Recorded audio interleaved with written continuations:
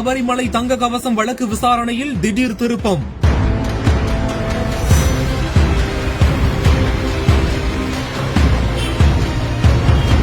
முப்பதாம் தேதிக்குள் அறிக்கையை தாக்கல் செய்ய வேண்டும் என்று பிறப்பிக்கப்பட்ட அதிரடி உத்தரவு.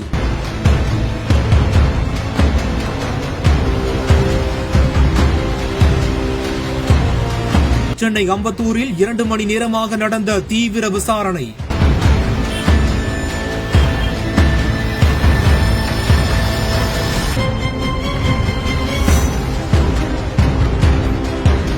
சபரிமலை மூலவரின் கதவுகள் மற்றும் துவாரபாலக சிலையின் தங்க கவசம் செப்பனிடும் பணியில் 4.5 கிலோ தங்கம் குறைந்தது தொடர்பான வழக்கில் விசாரணை தீவிரம் பெற்றுள்ளது.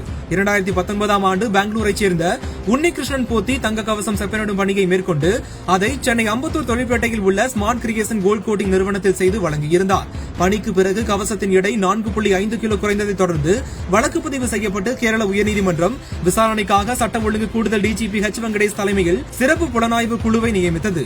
அந்த குழுவிற்கு அக்டோபர் 30ஆம் தேதிக்குள் விசாரணை முடித்து அறிக்கை தாக்கல் செய்ய உத்தரவிடப்பட்டுள்ளதால் தற்போது விசாரணை தீவிரமாக நடந்து வருகிறது. இதன் ஒரு பகுதியாக உன்னிகிருஷ்ணன் போத்தி மற்றும் ஸ்மார்ட் கிரியேஷன் நிறுவன உரிமையாளர் பங்கேஜ் பண்டாரி ஆகியோர் அம்பத்தூரில் காவல் கண்காணிப்பாளர் தலைமையிலான 9 பேர் கொண்ட விசாரணை குழுவினரால் சுமார் 2 மணி நேரமாக விசாரிக்கப்பட்டனர். விசாரணையில் உன்னிகிருஷ்ணன் போத்தி தங்கத்தை கர்நாடக மாநிலம் பல்லாரி, பெங்களூர் மற்றும் ஹைதராபாத் பகுதிகளில் விற்றதாக கூறியுள்ளதாக தகவல் வெளியாகியுள்ளது.